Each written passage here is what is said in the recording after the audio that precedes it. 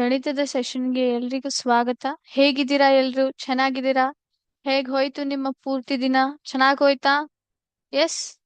ಎಲ್ರಿಗೂ ವರಮಹಾಲಕ್ಷ್ಮಿ ಹಬ್ಬದ ಹಾರ್ದಿಕ ಹಾರ್ದಿಕ ಶುಭಾಶಯಗಳು. ಆ ದೇವಿಯ ಕೃಪೆ ನಿಮ್ ಎಲ್ಲರ ಮೇಲೆ ಇರ್ಲಿ ಅಂತ ಹಾರೈಸ್ತೀನಿ. ಸೊ ಮಕ್ಳೇ, ಇವತ್ತಿನ ಸೆಷನ್ ಕಡೆಗೆ ಹೋಗೋಣಂತೆ. ಮೊದಲಿಗೆ ಸೆಷನ್ ಅನ್ನ ಪ್ರಾರಂಭ ಮಾಡೋಕ್ಕಿಂತ ಮುಂಚೆ ನಮ್ಮ ಒಂದು ಚಿಕ್ಕದಾದ ಮೋಟಿವೇಶನಲ್ ಕೋಟ್, ನೀತಿಯ ಕಥೆಯನ್ನ ನೋಡ್ಕೊಂಡ್ ಬರೋಣಂತೆ. ಸೊ ನಮ್ಮ ನೀತಿಯ ಕಥೆ ನಮ್ಮ ದಿನನಿತ್ಯಕ್ಕೆ ಸಂಬಂಧಪಟ್ಟಂತೆ ನಾವಿಲ್ಲಿ ನಿಮ್ಗೆ ತೋರಿಸ್ತಾ ಇದ್ದೀವಿ. ಅದ್ಯಾವ್ದು ಅಂತಂತಂದ್ರೆ ನಮ್ಮ ಹ್ಯಾಬಿಟ್ಸ್. ಹೌದಾ? ನಾವು ದಿನನಿತ್ಯ ಮಾಡೋ ಅಂತ ಕೆಲಸಗಳಾಗಿರಬಹುದು ಅಥವಾ ನಮ್ಮ ಒಂದು ಹವ್ಯಾಸಗಳಾಗಿರಬಹುದು, ದಿನನಿತ್ಯಗಳ ನಮ್ಮ ಒಂದು ಕೆಲಸಗಳು ನಮ್ಮ ಜೀವನದ ಮೇಲೆ ಎಷ್ಟು ಪರಿಣಾಮ ಬೀಳ್ತವೆ, ಎಷ್ಟು ಮುಖ್ಯವಾಗಿ ಇರ್ತವೆ ಅಂತ ನಿಮ್ಗೆಲ್ರಿಗೂ ಗೊತ್ತಾಗೋದು ಬಹಳ ಮುಖ್ಯ. ಯಾಕೆಂದ್ರೆ ಈಗಿನ ಮಕ್ಕಳು ಮುಂದಿನ ನಾಗರಿಕರಾಗ್ತಾರೆ. ನೀವು ಈ ದೇಶದ, ಈ ಸಮಾಜದ ಒಳ್ಳೆಯ ನಾಗರಿಕರಾಗ್ಬೇಕು ಅಂದ್ರೆ ನಿಮ್ಮ ಅಭ್ಯಾಸಗಳು ಕೂಡ ಏನಾಗಿರ್ಬೇಕು? ಒಳ್ಳೆಯದಾಗಿರ್ಬೇಕು. ಸೊ ಇಲ್ಲಿ ನಾನು ಒಂದಿಷ್ಟು ಅಭ್ಯಾಸಗಳ ಒಂದಿಷ್ಟು ಉದಾಹರಣೆಯನ್ನ ಇಲ್ಲಿ ತೋರಿಸ್ತಾ ಇದ್ದೀನಿ. ಹೌದಾ?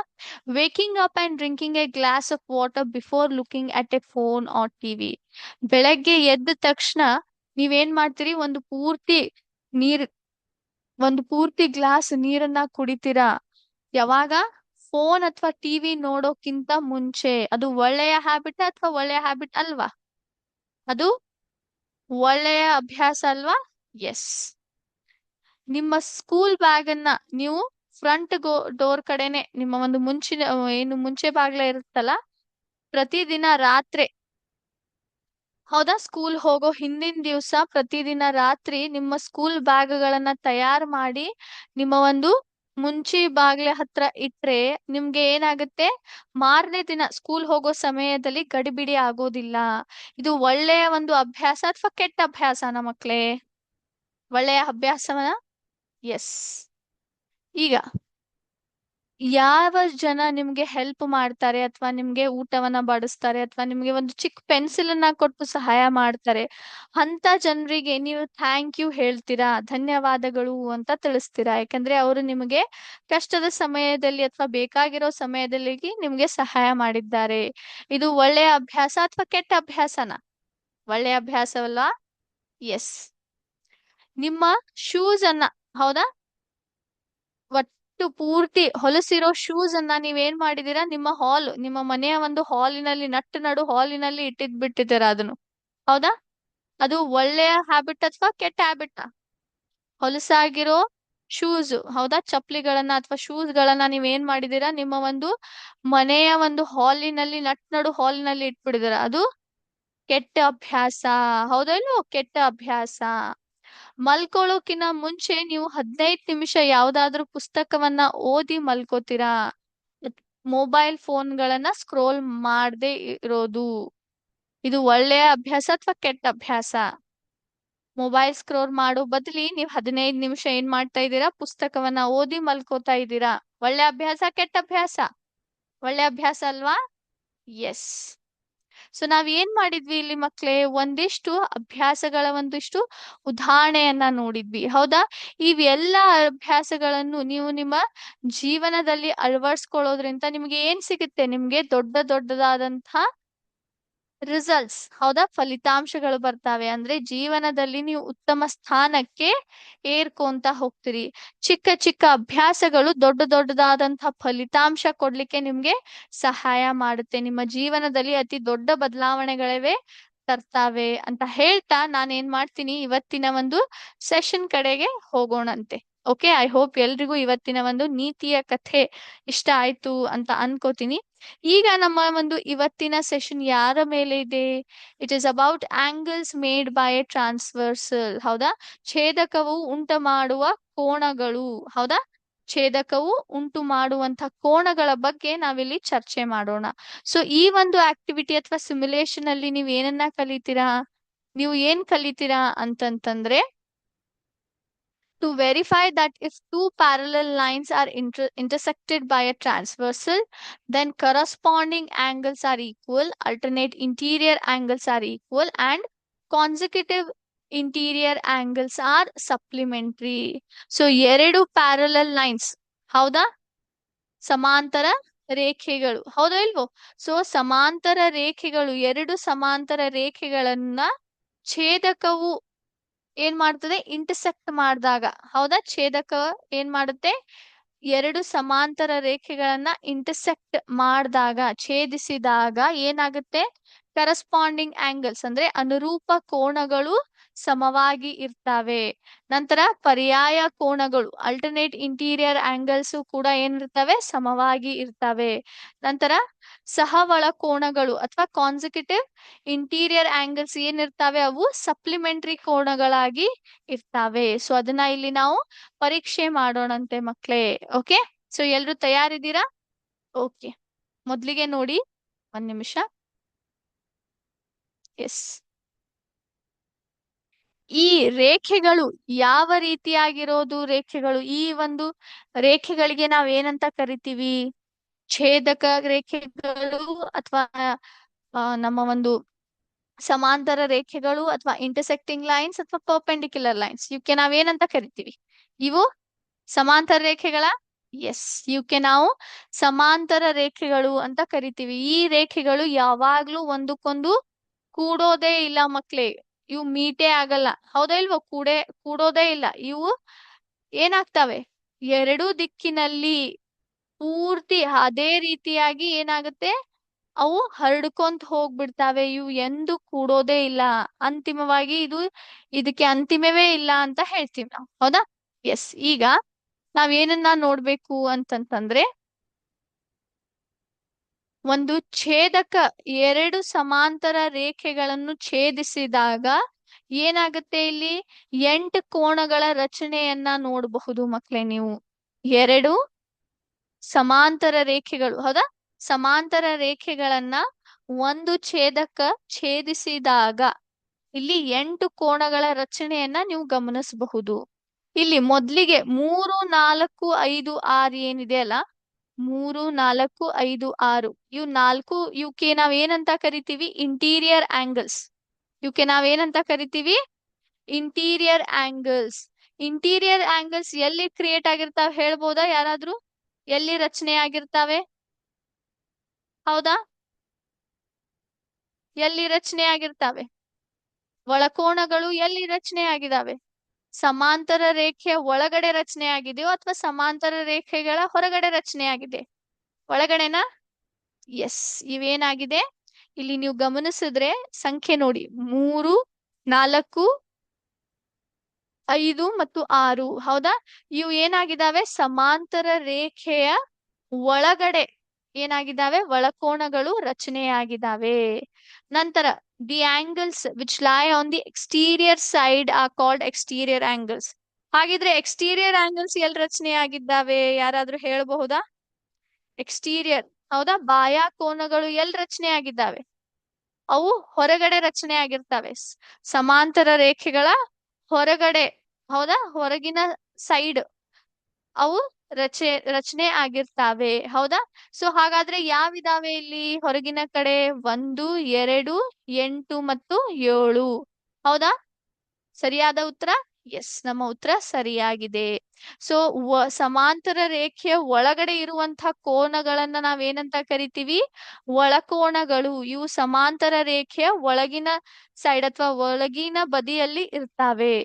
ನಂತರ ಸಮಾಂತರ ರೇಖೆಯ ಬಾಹ್ಯ ಬದಿಯಲ್ಲಿ ಅಥವಾ ಹೊರಗಿನ ಸೈಡ್ ಅಲ್ಲಿ ಯಾವ ರಚನೆಗಳಾಗ್ತವೆ, ಅವಕ್ಕೆ ನಾವೇನಂತ ಕರಿತೀವಿ, ಬಾಹ್ಯ ಕೋನಗಳು ಅಂತ ಕರಿತೀವಿ. ಇಲ್ಲಿ ಯಾವ್ಯಾವುದು?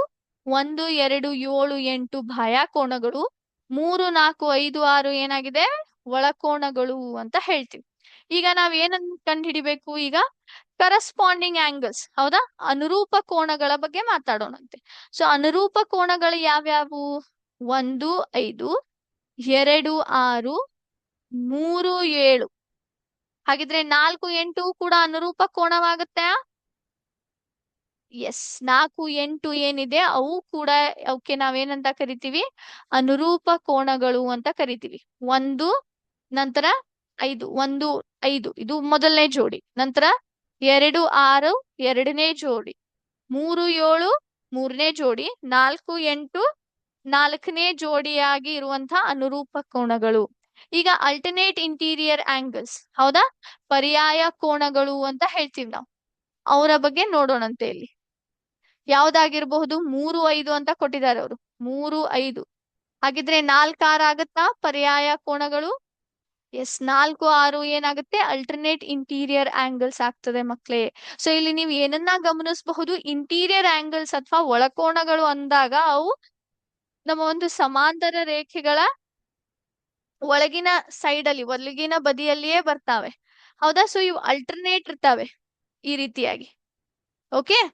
ನಂತರ ಅಲ್ಟರ್ನೇಟ್ ಎಕ್ಸ್ಟೀರಿಯರ್ ಆಂಗಲ್ಸ್ ಅಂತ ಇರ್ತಾ ಇದೀವಿ ನಾವು. ಅವು ಯಾವಿರಬಹುದು? ಅವು ಯಾವುದು ಅಂದ್ರೆ 1, 7 ನಂತರ 2, 8. ಎಕ್ಸ್ಟೀರಿಯರ್ ಸೈಡ್, ಹೊರಗಿನ ಬದಿಯಲ್ಲಿ ಬರುವಂತಹ ಕೋನಗಳು 1, 2, 7, 8 ಏನಿದಾವೆ ಅವು ಓಕೆ ನಾವು ಬಾಹ್ಯ ಕೋನಗಳು ಅಂತ ಕರಿತೀವಿ. ಇದ್ರೊಳಗಡೆ ಅಲ್ಟರ್ನೇಟ್ ಎಕ್ಸ್ಟೀರಿಯರ್ ಆಂಗಲ್ಸ್ ಏನಾಗ್ತವೆ? 1 ಮತ್ತು 7 ಮೊದಲನೇ ಜೋಡಿ, 2 ಮತ್ತು 8 ಏನಾಗಿದೆ? ಎರಡನೇ ಜೋಡಿ. ಈಗ ಕಾನ್ಸರ್ಕೇಟಿವ್ ಇಂಟೀರಿಯರ್ ಆಂಗಲ್ಸ್, ಸಹ ಒಳಕೋನಗಳು ಅಂತ ಹೇಳ್ತೀವಿ. ಯಾವ್ಯಾವಿದಾವೆ ಇಲ್ಲಿ? ಅವ್ರು ಏನನ್ನ ಕೊಟ್ಟಿದ್ದಾರೆ? 4, 5 ಅಂತ ಕೊಟ್ಟಿದ್ದಾರೆ. ಇಲ್ಲಿದಾವೆ ನೋಡಿ. 4, 5 ಏನಾಗಿದೆ ಇವು? ಇವೆರಡೂ ಕೂಡ ಸಹವರ್ಣ ಕೋನಗಳು ಅಂತ ಹೇಳ್ತೀವಿ. ಹಾಗಿದ್ರೆ 3, 6 ಇರಬಹುದಾ? ಸಹವರ್ಣ ಕೋನಗಳು ಇರಬಹುದಾ? ಎಸ್, 3, 6 ಕೂಡ ಏನಾಗಿದೆ? ಸಹವಳ ಕೋನಗಳು ಅಂತ ಹೇಳ್ತೀವಿ ನಾವು ಮಕ್ಳೇ. ಸೊ ಒಂದು ಛೇದಕ 2 ಸಮಾಂತರ ರೇಖೆಯನ್ನ ಛೇದಿಸಿದಾಗ ಒಟ್ಟಾರೆ 8 ಕೋನಗಳ ರಚನೆಯಾಗ್ತವೆ. ಅದರಲ್ಲಿ ಪ್ರಮುಖವಾಗಿ ಬರೋದು ಅನುರೂಪ ಕೋನಗಳು, ನಂತರ ಬಾಹ್ಯ ಕೋನಗಳು ಮತ್ತು ಒಳಕೋನಗಳು. ಒಳಕೋನದಲ್ಲಿ ಯಾವ್ಯಾವ ಬರ್ತವೆ? ಮತ್ತೆ ಪರ್ಯಾಯ ಕೋನಗಳು, ಸಹ ಒಳಕೋನಗಳು ಬರ್ತಾವೆ ಮಕ್ಳೇ, ಹೌದಾ. ಎಸ್. ಈಗ ಇದು ನೀವೇನ್ ನೋಡ್ತಾ ಇದ್ದೀರಿ ಅದೇನು ಹೇಳಿ? 2 ಸಮಾಂತರ ರೇಖೆಗಳು ಎಲ್ ಮತ್ತು ಎಂ ಅಂತ ಹೇಳ್ತೀವಿ ನಾವು, ಹೌದಾ. ಈಗ ನಾವ್ ಏನ್ ಮಾಡ್ಬೇಕು ಇಲ್ಲಿ? ಈ ಒಂದು ಎಲ್ ರೇಖೆಯ ಮೇಲೆ ಒಂದು ಚುಕ್ಕಿಯನ್ನ ನಾನಿಲ್ಲಿ ಗುರುತಿಸ್ತೀನಿ. ಅದೇ ರೀತಿ ಎಂ ರೇಖೆಯಲ್ಲಿ ಮತ್ತೊಂದು ಚುಕ್ಕಿಯನ್ನ ಇಲ್ಲಿ ಗುರುತಿಸ್ತೆ. ಇಲ್ಲಿ ಏನಾಯ್ತು? ಟಿ ಅಂತ ಏನೋ ಕಾಣಿಸ್ತಾ ಇದೆಯಲ್ಲ ನೀಲಿ ಬಣ್ಣದಲ್ಲಿ ರೇಖೆ, ಇದಕ್ಕೆ ನಾವೇನಂತ ಕರಿತೀವಿ? ಛೇದಕ, ಹೌದಾ ಇಲ್ವೋ? ಎಸ್. ಎಂ ಮತ್ತು ಎಲ್ ಸಮಾಂತರ ರೇಖೆಯನ್ನ ಏನ್ ಮಾಡಿದೆ? ಛೇದಕ ಛೇದಿಸಿದ್ದೆ ಇಲ್ಲಿ, ಅದು ಕಟ್ ಮಾಡಿದೆ, ಹೌದಾ ಇಲ್ವೋ? ಹಾಗಾದ್ರೆ ಈ ಟಿ ಏನಾಗುತ್ತೆ? ಟಿ ರೇಖೆ, ಇದಕ್ಕೆ ನಾವೇನಂತ ಕರಿತೀವಿ? ಛೇದಕ ಅಂತ ಕರಿತೀವಿ. ಸೊ ಈ ರೀತಿ 2 ಸಮಾಂತರ ರೇಖೆಗಳನ್ನು ಛೇದಿಸಿದಾಗ ಏನರ ಒಂದು ರಚನೆ ಆಗ್ತವೆ? 8 ಕೋನಗಳು ರಚನೆ ಆಗ್ತವೆ. ನೀವಿಲ್ಲಿ ಗಮನಿಸಬಹುದು, 8 ಕೋನಗಳು ರಚನೆ ಆಗೋದನ್ನ ಗಮನಿಸಬಹುದು ಈ ರೀತಿಯಾಗಿ. 1, 2, 3, 4 ಈ ಕಡೆ 5, 6, 7, 8 8 ಕೋನಗಳ ರಚನೆ ನಾವಿಲ್ಲಿ ಗಮನಿಸಬಹುದು ಮಕ್ಕಳೇ. ಓಕೆ. ಸೊ ಈಗ ಏನನ್ನ ನೋಡೋಣ? ಕರಸ್ಪಾಂಡಿಂಗ್ ಆಂಗಲ್ಸ್ ಬಗ್ಗೆ ನೋಡೋಣಂತೆ. ಓಕೆ. ಕರಸ್ಪಾಂಡಿಂಗ್ ಆಂಗಲ್ಸ್ ಅಂದ್ರೆ ಅನುರೂಪ ಕೋನಗಳ ಬಗ್ಗೆ ಇಲ್ಲಿ ನೋಡೋಣಂತೆ, ಹೌದಾ. ಸೊ ಕರಸ್ಪಾಂಡಿಂಗ್ ಆಂಗಲ್ಸ್ ಅಂತಂದ್ರೆ ಏನು? The angles that occupy the same relative position at each intersection. ಅನುರೂಪ ಕೋನಗಳು ಅಂತಂತಂದ್ರೆ ಈ ಕೋನಗಳು ಏನಾಗ್ತವೆ? ಇಂಟರ್ಸೆಕ್ಷನ್ ಆಗಿದ್ದಕ್ಕೆ, ಹೌದಾ, ಛೇದವು ಛೇದಿಸಿದ ಕಾರಣಕ್ಕೆ ಏನಾಗ್ತವೆ? ಈ ಕೋನಗಳು ರಚನೆ ಆಗ್ತವೆ. ಈ ಕೋನಗಳು ಏನಿರ್ತವೆ? ರಿಲೇಟಿವ್ ಪೊಸಿಷನ್ ಅನ್ನ ಪಡೆದುಕೊಳ್ತವೆ, ಹೌದಾ. ಎಸ್. ಒಂದು ಅನುರೂಪ ಕೋನಗಳು ಎಷ್ಟು ಜೋಡಿಯಲ್ಲಿರ್ತವೆ ಈ ರೀತಿ ಸಂದರ್ಭದಲ್ಲಿ? 2 ಜೋಡಿನ ಅಥವಾ 4 ಜೋಡಿಗಳಿರ್ತವೆ? 4 ಜೋಡಿನ? ಎಸ್, ಸರಿಯಾದ ಉತ್ತರ 4 ಜೋಡಿಗಳಿರ್ತವೆ. ನೀವು ಗಮನಿಸಬಹುದು ಯಾವ್ಯಾವ ಆ ಜೋಡಿ? 1 ಮತ್ತು 5, ಹೌದಾ. ಇಲ್ಲಿ ನೋಡಿ, ಸೇಮ್ ರಿಲೇಟಿವ್ ಪೊಸಿಷನ್ ಅಂತ ಕರಿತೀವಿ ನಾವು. ಮೇಲೆಗಡೆ ಇರುವಂತಹ ಕೋನ ಏನಾಗುತ್ತೆ? ಕೆಳಗಡೆ ಇರುವಂತಹ ಕೋನ ಎರಡೂ ಕೂಡ ಏನಾಗಿದೆ? ಒಂದೇ ಒಂದೇ ಸೈಡ್ ಅಲ್ಲಿ ಬರುವಂತ ಕೋನ ಏನಿದಾವೆ 1 ಮತ್ತು ಇಲ್ಲಿ 5 ಎರಡೂ ಏನಾಗಿರ್ತವೆ? ಇವಕ್ಕೆ ನಾವೇನಂತ ಕರಿತೀವಿ? ಸಮಾಂತರ ಅನುರೂಪ ಕೋನಗಳು ಅಂತ ಕರಿತೀವಿ. ನಂತರ 2 ಮತ್ತು 6, ನಂತರ 4 ಮತ್ತು 8 ಅಂತ ಹೇಳಿದ್ದಾರೆ. ಹಾಗಿದ್ರೆ 3, 7 ಅನುರೂಪ ಕೋನಗಳಾಗಿರಬಹುದಾ? ಈ ಸಮಾಂತರ ರೇಖೆಯಲ್ಲಿ ಚೆಕ್ ಮಾಡೋಣವಾ? 3, 7 ಸೆಲೆಕ್ಟ್ ಮಾಡಿ. ಎಸ್, 3, 7 ಕೂಡ ಏನಾಗಿದೆ? ಅನುರೂಪ ಕೋನಗಳು ಆಗಿದಾವೆ ಮಕ್ಳೇ. ಹೌದಾ? ಎಸ್. ಈಗ ನೋಡಿ ಇಲ್ಲಿ ಒಂದು ಕೋನಕ್ಕೆ ನಾನು ಏನ್ ಮಾಡಿದೆ, ಕ್ಲಿಕ್ ಮಾಡಿದ ತಕ್ಷಣ 1ನೇ ಕೋನ ಬಂದು ಎಲ್ಲಿ ಕೂಡ್ತು? 5ನೇ ಕೋನಕ್ಕೆ ಕೂಡ್ತು. ಹೌದಾ ಇಲ್ವೋ? 5ನೇ ಕೋನಕ್ಕೆ ಕೂಡ್ತು. ಇಲ್ಲಿ ನಾನ್ ನಿಮ್ಗೆ ಒಂದು ಪ್ರಶ್ನೆಯನ್ನ ಕೇಳ್ತೀನಿ. ಏನು ಅಂತಂತಂದ್ರೆ, 5ನೇ ಕೋನ ಪೂರ್ತಿಯಾಗಿ 1ನೇ ಕೋಣೆಯನ್ನ ಕವರ್ ಮಾಡಿದೆಯಾ? ಹೌದಾ? 1ನೇ ಕೋನ ಏನಿದೆ ಪೂರ್ತಿ 5ನೇ ಕೋನಕ್ಕೆ ಹೋಗಿ ಕೂಡ್ತಾ? ಪೂರ್ತಿ ಕವರ್ ಆತಾ? ಆಗಿದೆ. ಹೌದಾ? ಎಸ್. ಅದರ ಅರ್ಥ ಏನು? ಕೋನ 5 ಏನಾಗಿದೆ? 1ನೇ ಕೋನಕ್ಕೆ ಸಮವಾಗಿದೆ ಅಂತ ಅರ್ಥ ಮಕ್ಳೇ. ಓಕೆನಾ? ಈಗ 2ನೇದ್ ನೋಡೋಣಂತೆ. 1 ನಿಮಿಷ.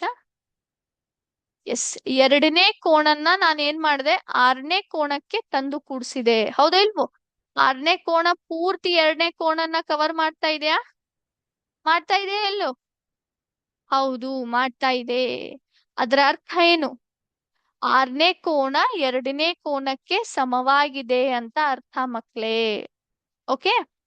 ಈಗ 3ನೇ ಕೋನವನ್ನ ತೆಗೆದುಕೊಳ್ಳೋಣಂತೆ. 3ನೇ ಕೋನ ಎಲ್ಲೇ ಬಂದು ಕೂಡ್ತು? 7ನೇ ಕೋನಕ್ಕೆ ಬಂದು ಕೂಡ್ತು. ಹೌದಾ ಇಲ್ವೋ? 7ನೇ ಕೋನ ಪೂರ್ತಿಯಾಗಿ 3ನೇ ಕೋನನ್ನ ಕವರ್ ಮಾಡಿದೆಯಾ? ಮಾಡಿದೆಯೋ ಇಲ್ಲೋ? ಮಾಡಿದೆ, ಆಬ್ವಿಯಸ್ಲಿ ಕರೆಗೂ ಮಾಡಿದೆ. ಹೌದಲ್ಲ? ಅದ್ ನಾವ್ ನೋಡಿದ್ವಿ. ಸೊ ಇದರ ಅರ್ಥ ಏನು? 7ನೇ ಕೋನ ಏನಾಗಿದೆ? ಅದು 3ನೇ ಕೋನಕ್ಕೆ ಸಮವಾಗಿದೆ ಅಂತ ಅರ್ಥ. ನಂತರ ಕೊನೆಯದಾಗಿ 4ನೇ ಕೋನನ್ನ ನೋಡೋಣವಾ? ಅದು ಹೋಗಿ ಎಲ್ಲಿ ಕೂಡುತ್ತೆ ಈಗ? 8ನೇ ಕೋನಕ್ಕೆ ಕೂಡ್ತು. ಹೌದಾ ಇಲ್ವೋ? 8ನೇ ಕೋನ ಪೂರ್ತಿ 4ನೇ ಕೋನನ್ನ ಕವರ್ ಮಾಡಿದೆ. ಇದರ ಅರ್ಥ ಏನು? 8ನೇ ಕೋನವು 4ನೇ ಕೋನಕ್ಕೆ ಸಮವಾಗಿದೆ. ಸೊ 4 ಜೋಡಿಗಳನ್ನ ನೋಡಿದ್ವಿ ನಾವು. 4 ಅನುರೂಪ ಕೋನಗಳ ಜೋಡಿ ನೋಡಿದ್ವಿ. ಅದರ ಒಂದು ಅಳತೆಯನ್ನು ಕೂಡ ನಾವಿಲ್ಲಿ ಚೆಕ್ ಮಾಡಿದ್ವಿ. ಹೌದಾ ಇಲ್ವೋ? ಪರಿಶೀಲನೆ ಮಾಡಿದ್ವಿ. ಇದರಿಂದ ನಮ್ಗೆ ಏನ್ ಗೊತ್ತಾಯ್ತು? ಅನುರೂಪ ಕೋನಗಳು ಏನಿರ್ತಾವೆ? ಸಮವಾಗಿ ಇರ್ತವೆ. ಅವು ಏನು ಜೋಡಿ ಅನುರೂಪ ಕೋನಗಳಿರ್ತಾವಲ್ಲ, ಒಂದಕ್ಕೊಂದು ಏನಾಗಿರ್ತವೆ? ಸಮವಾಗಿ ಇರ್ತವೆ. ಛೇದಕವು ಉಂಟು ಮಾಡುವ ಕೋನಗಳಲ್ಲಿ ಅನುರೂಪ ಕೋನಗಳು ಕೂಡ ಒಂದು. ಇವು ಯಾಕೆ ಉಂಟಾಗ್ತವೆ? ಯಾಕಂದ್ರೆ ಛೇದಕ ಸಮಾಂತರ ರೇಖೆಯನ್ನ ಛೇದಿಸಿರುತ್ತದೆ. ಹಾಗಾಗಿ ಉಂಟಾಗುವಂತಹ ಅನುರೂಪ ಕೋನಗಳ ಜೋಡಿ ಒಂದಕ್ಕೊಂದು ಏನಾಗಿರ್ತವೆ? ಸಮವಾಗಿ ಇರ್ತವೆ. ಜೋಡಿಯಲ್ಲಿ ಇರುವಂತಹ 2 ಕೋನಗಳು ಅವು ಏನಿರ್ತವೆ? ಒಂದಕ್ಕೊಂದು ಸಮವಾಗಿ ಇರ್ತವೆ ಅಂತ ಹೇಳ್ತೀವಿ ಮಕ್ಳೇನ. ಓಕೆ. ಎಸ್. ಈಗ ಅಲ್ಟರ್ನೇಟ್ ಇಂಟೀರಿಯರ್ ಆಂಗಲ್ಸ್. ಹೌದಾ? ಪರ್ಯಾಯ ಕೋನಗಳನ್ನ ನಾವಿಲ್ಲಿ ಚೆಕ್ ಮಾಡೋಣಂತೆ. ಓಕೆ. ಸೊ ಪರ್ಯಾಯ ಕೋನಗಳಲ್ಲಿ ಮೊದಲಿಗೆ ಪರ್ಯಾಯ ಕೋನಗಳು ಅಂದ್ರೆ ಏನು? angles that lie on the opposite sides of the transversal and inside the parallel lines. ಪರ್ಯಾಯ ಕೋನಗಳು ಯಾವಾಗಲೂ ಸಮಾಂತರ ರೇಖೆಗಳ ಒಳಗಿನ ಬದಿಯಲ್ಲಿ ಇರುತ್ತವೆ. ನಂತರ ಇವು ಏನಿರ್ತಾವೆ? ಇವು ಛೇದಕದ ಒಂದು ಆಪೋಸಿಟ್ ಸೈಡ್ ಅಲ್ಲಿ, ಹೌದಾ? ಆಪೋಸಿಟ್ ಸೈಡ್ ಅಲ್ಲಿ ಉಂಟಾಗುವಂತ ಒಂದು ಏನಿರ್ತಾವೆ? ಕೋನಗಳಿರ್ತಾವೆ. ಸೊ ಇಲ್ಲಿ ಯಾವ್ಯಾವ ಇದಾವೆ? 3, 4 ಅಂತ ಕೊಟ್ಟಿದ್ದಾರೆ ಅವರು. 3, 4 ಪರ್ಯಾಯ ಕೋನಗಳು ಯಾವ್ಯಾವು? 3, 4 ಅಂದ್ರೆ ಅಲ್ಟರ್ನೇಟ್ ಇಂಟೀರಿಯರ್ ಆಂಗಲ್ಸ್. ಹಾಗಾದ್ರೆ 5 ಮತ್ತು 6 ಇರಬಹುದಾ ಪರ್ಯಾಯ ಕೋನಗಳು? ಚೆಕ್ ಮಾಡೋಣ. ಎಸ್, ಕರೆಕ್ಟ್ ಆಗಿದೆ ನೋಡಿ ಮಕ್ಳೇ. ಹೌದಾ? ಅವು ಕೂಡ ಏನಾದ್ವು? ಪರ್ಯಾಯ ಕೋನಗಳು ಇಲ್ಲಿ ಯಾವ್ಯಾವಾದು? 3, 4 ಮತ್ತು ಏನಾದ್ವು? 5, 6 ಆಗಿದೆ. ಗಮನಿಸಬಹುದಾ ನೀವಿಲ್ಲಿ? ಸ್ವಲ್ಪ ಝೂಮ್ ಮಾಡ್ತೀನಿ ನೋಡಿ. 3, 4 ಮತ್ತು 5, 6. 3, 4 ನಂತರ 5, 6. ಹೌದಾ? ಎಸ್. ಈಗ 1 ನಿಮಿಷ. ಈಗ ನಾವ್ ಏನ್ ನೋಡ್ಬೇಕು ಅಂತಂತಂದ್ರೆ ಪರ್ಯಾಯ ಒಳಕೋನಗಳು ಅಂತ ಹೇಳ್ತೀವಿ ನಾವು. ಹೌದಾ? ಸೊ ಈಗ and alternate interior angle pairs are. So ಇಲ್ಲಿ ಪರ್ಯಾಯ ಒಳಕೋನಗಳ ಒಂದು ಜೋಡಿಗಳು ಯಾವ್ಯಾವು ಕಾಣಿಸ್ಬೋದಾ ನೀವು? 3, 4, 5, 6 ಏನು ಇವು? ಇವು 4 ಕೂಡ ಒಳಕೋನಗಳು. 3, 4, 5, 6 ಇವು 4 ಕೂಡ ಏನಾಗಿದೆ, ಒಳಕೋನಗಳಿದಾವೆ. ಇದ್ರ ಒಳಗಡೆ ಪರ್ಯಾಯ ಒಳಕೋನಗಳು ಯಾವ್ಯಾವು? 3, 5 ಮತ್ತು 4, 6ವೇ? ಚೆಕ್ ಮಾಡೋಣ. ಎಸ್, ಇದೇನಾಗಿದೆ, ಇವು ಪರ್ಯಾಯ ಒಳಕೋನಗಳು ಅಂತ ಹೇಳ್ತೀವಿ ನಾವು. ಓಕೆ, 3 ಮತ್ತು 5, ನಂತರ 4 ಮತ್ತು 6. ಗಮನಿಸಿ, ಇಲ್ಲಿ ತೋರಿಸ್ತೀನಿ. ಸೊ ಸಮಾಂತರ ರೇಖೆಯ ಒಳಗಿನ ಬದಿಯಲ್ಲಿ ಬರುವಂತಹ ಕೋನಗಳಿಗೆ ನಾವೇನಂತ ಕರಿತೀವಿ? ಒಳಕೋನಗಳು ಅಂತ ಕರಿತೀವಿ. ಹೌದಾ? ಇಲ್ಲಿ ಯಾವ್ಯಾವ ಇದಾವೆ ಒಳಕೋನಗಳು? 3, 4, 5, 6 ಇದಾವೆ. ಇದ್ರ ಒಳಗಡೆ ಪರ್ಯಾಯ ಒಳಕೋನಗಳು ಅಥವಾ ಅಲ್ಟರ್ನೇಟ್ ಇಂಟೀರಿಯರ್ ಆಂಗಲ್ಸ್ ಅಂದ್ರೆ ಯಾರು? 3 ಮತ್ತು 5, 4 ಮತ್ತು 6 ಮಕ್ಕಳೇ. ಓಕೆ, ಅವನ್ನ ನಾವು ಪರ್ಯಾಯ ಒಳಕೋನಗಳು ಅಂತ ಕರಿತೀವಿ. Okay, yes. ಈಗ ಇಲ್ಲಿ ಇರುವಂತಹ ಒಳಕೋನಗಳನ್ನ ನಾನಷ್ಟೇ ಇಟ್ಟಿದ್ದೇನೆ. ಈಗ ಏನ್ ಮಾಡ್ತೀನಿ ಅಂತಂದ್ರೆ, ಆ ಒಳಕೋನಗಳನ್ನ ಇಲ್ಲಿ ಸಿಲೆಕ್ಟ್ ಮಾಡಿದೆ. ಸೊ 5ನೇ ಒಳಕೋನವನ್ನ ತೆಗೆದುಕೊಂಡಿದ್ದೀನಿ. ಕಾಣಿಸ್ತಾ ಇದೆಯಾ? ಹೌದಾ? ಈಗ ಇಲ್ಲಿ ಕ್ಲಿಕ್ ಮಾಡ್ತೀನಿ. ನೀವ್ ಏನನ್ನ ಗಮನಿಸಬಹುದು? 5ನೇ ಒಳಕೋನ ಮೇಲೆ ಹೋಗಿ ಎಲ್ಲಿ ಬಂತು? 3ನೇ ಕೋನಕ್ಕೆ ಬಂತು. ಹೌದೋ ಇಲ್ವೋ? 5ನೇ ಒಳಕೋನ ಮೇಲ್ಗಡೆ ಹೋಗಿ ಎಲ್ಲಿ ಬಂತು? 3ನೇ ಒಳಕೋನಕ್ಕೆ ಅದು ಬಂದು ನಿಂತು. ಅದರ ಅರ್ಥ ಏನು? 5ನೇ ಒಳಕೋನ ಪೂರ್ತಿ 3ನೇ ಒಳಕೋನದಿಂದ ಕವರ್ ಆಗಿದೆಯಾ? ಹೌದಾ? 3ನೇ ಒಳಕೋನ ಪೂರ್ತಿ 5ನೇ ಒಳಕೋನವನ್ನ ಕವರ್ ಮಾಡಿದೆಯೋ ಇಲ್ಲೋ? ಮಾಡಿದೆ. ಅದರ ಅರ್ಥ ಏನು? 5ನೇ ಒಳಕೋನ ಯಾರರ ಸಮವಾಗಿದೆ? 3ನೇ ಒಳಕೋನದ ಸಮವಾಗಿದೆ. ಈಗ ಈಗ ಇನ್ನೊಂದು ನೋಡೋಣಂತೆ. ಸೊ 4ನೇ ಒಳಕೋನವನ್ನ ತೆಗೆದುಕೊಂಡಿದ್ದೀನಿ. 4ನೇ ಒಳಕೋನ ಎಲ್ಲಿ ಬರುತ್ತೆ ನೋಡಿ. ಈಗಾಗ್ಲೇ ಇಲ್ಲಿ ಬಂದು ನಿಂತಿದೆ ಅದು. ಈಗ ಎಲ್ಲಿ ಬರುತ್ತೆ ಅದು? 6ನೇ ಒಳಕೋನಕ್ಕೆ ಹೋಗಿ ಕೂಡ್ತು. ಹೌದಾ ಇಲ್ವೋ? ಸೊ 6ನೇ ಒಳಕೋನ ಏನಾಗಿದೆ? 4ನೇ ಒಳಕೋನದಿಂದ ಪೂರ್ತಿಯಾಗಿ ಏನಾಗಿದೆ? ಕವರ್ ಆಗಿದೆಯಾ? ಚೆಕ್ ಮಾಡೋಣವಾ? ಸೊ ಅದರ ಅರ್ಥ ಏನು? 6ನೇ ಒಳಕೋನ 4ನೇ ಒಳಕೋನಕ್ಕೆ ಸಮವಾಗಿದೆ. ನೀವು ಇಲ್ಲಿ ಗಮನಿಸಬಹುದು, ಕಲರ್ ಸೇಮ್ ಕೊಟ್ಟಿದ್ದಾರೆ ನೋಡಿ. 5 ಮತ್ತು 3, 4 ಮತ್ತು 6. ಸೊ ಅದರ ಅರ್ಥ ಏನು? ಜೋಡಿ ಪರ್ಯಾಯ ಒಳಕೋನಗಳು ಏನಿರ್ತಾವೆ? ಅಳತೆಯಲ್ಲಿ ಸಮವಾಗಿರ್ತಾವೆ ಅಂತ ಅರ್ಥ ಮಕ್ಕಳೇ. ಓಕೆ, ಸೊ ಎಲ್ರಿಗೂ ಈ ಒಂದು ಇವತ್ತಿನ ಸೆಷನ್ ಛೇದಕವು ಉಂಟು ಮಾಡುವ ಕೋನಗಳು ಎಂಬ ಸೆಷನ್ಗೆ ಅರ್ಥ ಆಗಿದೆ ಅಂತ ತಿಳ್ಕೊತೀನಿ. ಈ ಒಂದು ವಿಷಯದಲ್ಲಿ ನಾವೇನನ್ನ ಕಲಿತ್ವಿ? ಛೇದವು ಯಾವ ರೀತಿ ಸಮಾಂತರ ರೇಖೆಯನ್ನ ಛೇದಿಸುತ್ತದೆ, ಆತ ಛೇದಿಸಿದ್ದಾಗ ಉಂಟಾಗುವಂತಹ 8 ಕೋನಗಳು, ಆ ಕೋನಗಳಲ್ಲಿ ಬರುವಂತಹ ಅನುರೂಪ ಕೋನಗಳ ಜೋಡಿ ಮತ್ತು ಪರ್ಯಾಯ ಒಳಕೋನಗಳ ಜೋಡಿ ಒಂದಕ್ಕೊಂದು ಏನಿರ್ತವೆ? ಅನುರೂಪ ಕೋನಗಳ ಜೋಡಿ ಸಮವಾಗಿರ್ತವೆ. ನಂತರ ಅದೇ ರೀತಿ ಪರ್ಯಾಯ ಒಳಕೋನಗಳ ಜೋಡಿ ಒಂದಕ್ಕೊಂದು ಸಮವಾಗಿ ಇರ್ತವೆ ಅಂತ ಅರ್ಥ ಮಾಡ್ಕೊಂಡ್ವಿ ಮಕ್ಳೇ. ಎಸ್, ಐ ಹೋಪ್ ಇವತ್ತಿನ ಒಂದು ಸೆಷನ್ ಎಲ್ರಿಗೂ ಅರ್ಥ ಆಗಿದೆ ಅಂತ ಅನ್ಕೋತೀನಿ. ಇವತ್ತಿನ ಕ್ಲಾಸ್ ಅನ್ನ ಇಲ್ಲಿಗೆ ಸ್ಟಾಪ್ ಮಾಡ್ತೀನಿ. ಮುಂದಿನ ವಿಷಯಕ್ಕೆ ಹೋಗೋಣಂತೆ. ಥ್ಯಾಂಕ್ ಯು ಮಕ್ಳೇ. ಜೈ ಹಿಂದ್, ಜೈ ವಿದ್ಯಾಶಕ್ತಿ.